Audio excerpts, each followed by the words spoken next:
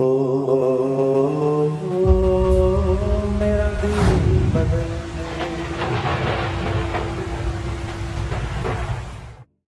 بسم اللہ الرحمن الرحیم عن ابی حریرۃ رضی اللہ عنہ قال كان رسول اللہ صلی اللہ علیہ وسلم اذا صلى على الجنازة قال اللهم اغفر لحينا وميتنا وشاهدنا وغائبنا وصغيرنا وكبيرنا وذكرنا وأنثانا اللهم من أحييته منا فأحيه على الإسلام ومن توفيته منا فتوفه على الإيمان اللهم لا تحرمنا أجره ولا تفتنا بعده۔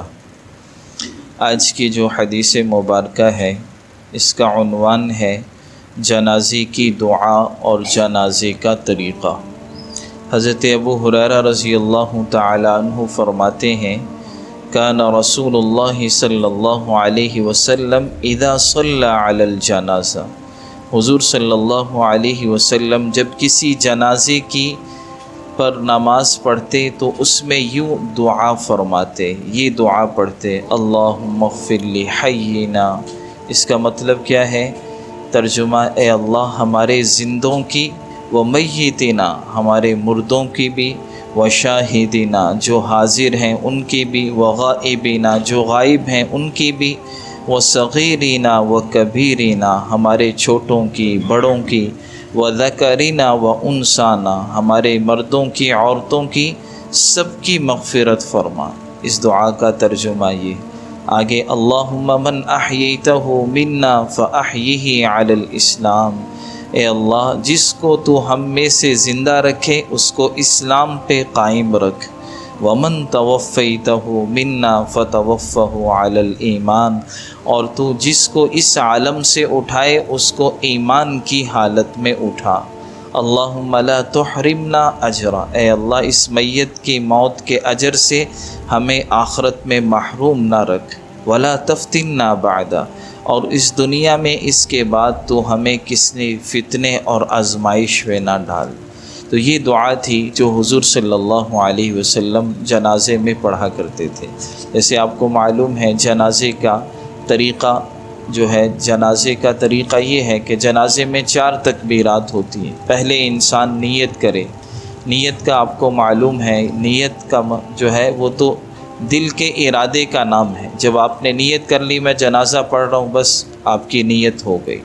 اور اس کے بعد یہ ہے کہ پہلی تکبیر جب امام کہے تو آپ بھی ہاتھ اٹھائیں، اور ہاتھ اٹھا کر جو ہے پھر باندھ لیں۔ اس کے بعد ثنا پڑھی جاتی ہے سبحانک اللہم وبحمدک وتبارک اسمک وتعالی جدک وجل ثناؤک ولا الہ غیرک۔ آخر میں یہ لفظ اضافی پڑھنا ہوتا ہے۔ اس کے بعد دوسری تکبیر ہو، زبان سے تکبیر کہنی ہے، ہاتھ جو ہے بندھے رہیں گے، یہ تکبیرات کہنا فرض ہے، اس لیے دوسری تکبیر امام بھی کہے گا، آپ بھی کہیں۔ اس کے بعد درود ابراہیمی ہی پڑھ لیں، درود شریف پڑھ لیں۔ پھر اس کے بعد جو ہے تیسری تکبیر ہوگی، اس کے بعد یہ دعا پڑھی جاتی ہے جو ابھی ہم نے پڑھی ہے۔ یہ دعا ہمیں سیکھنی چاہیے۔ بہت سارے لوگ ایسے ہوتے ہیں انہیں یہ دعا نہیں آتی، وہ اور دعائیں پڑھتے ہیں، حالانکہ اللہ کے نبی یہ دعا پڑھا کرتے تھے۔ اب حالانکہ بہت فضیلت آتی ہے کہ جس اللہ کے نبی صلی اللہ علیہ وسلم کا فرمان ہے ما من رجل مسلم یموت فیقوم علی جنازته 40 رجلا، کہ جس بھی جنازے میں 40 آدمی شریک ہو جائیں، کسی کا جنازے میت کا جنازہ 40 لوگ پڑھ لیں تو اللہ اس کی مغفرت فرما دیتے۔ اب یہ ہے کہ 40 لوگ ایسے ہوں کم از کم جنہیں جنازہ آتا ہو۔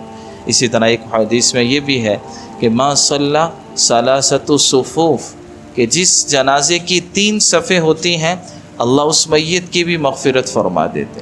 تو یہ ہو کہ ہمیں یہ جنازہ صحیح آتا ہو، یہ دعا نہیں آتی تو ہم اس کو سیکھ لیں۔ چند سطروں کی دعا ہے تاکہ ہم جنازہ صحیح پڑھ سکیں۔ یہ دعا پڑھنی ہے۔ اس کے بعد چوتھی تکبیر ہوگی، چوتھی تکبیر کے بعد جو ہے پھر سلام پھیر دینا ہوتا ہے، اور جنازہ ہی دعا ہے اصل۔ آج کل یہ ہوتا ہے بعض دفعہ پھر دعا شروع کر دیتے ہیں، وہ دعا حدیث سے ثابت نہیں ہے۔ حدیث میں یہی ہے کہ جنازہ یہ دعا ہے، یہ نماز نہیں ہے، نماز جنازہ یہ دعا ہے کہ ہم نے میت کے لیے دعا کی، اس کے بعد پھر میت کو اٹھا کے قبرستان میں لے جائیں اور پھر قبرستان میں جو ہے دفن کرنے کے بعد پھر دعا کریں، وہاں لوگ نہیں ٹھہرتے۔ حالانکہ سنت یہ ہے کہ جب میت کو آپ قبر میں ڈال دیں پھر آدھا پونا گھنٹہ ٹھہرنا چاہیے۔ حدیث میں آتا ہے صحابہ حضور جب کسی میت کی تدفین کرتے صحابہ سے فرماتے ٹھہرو، اپنے اس بھائی کے لیے استقامت کی دعا کرو، اب اس کے سوال و جواب ہو رہے ہیں۔ تو وہاں ٹھہرنا چاہیے، وہاں چند عزیز و اقارب بیٹھ جائیں، وہاں قرآن پڑھیں، وہاں اس کے لیے دعائیں کریں، یہ ضروری ہے۔ یہاں نماز کے بعد جو ہے دعا حدیث سے ثابت نہیں، تو اس لیے اس طریقے سے ہمیں جنازہ پڑھنا چاہیے اور یہ دعا ہمیں یاد کرنی چاہیے۔ اللہ تعالی ہم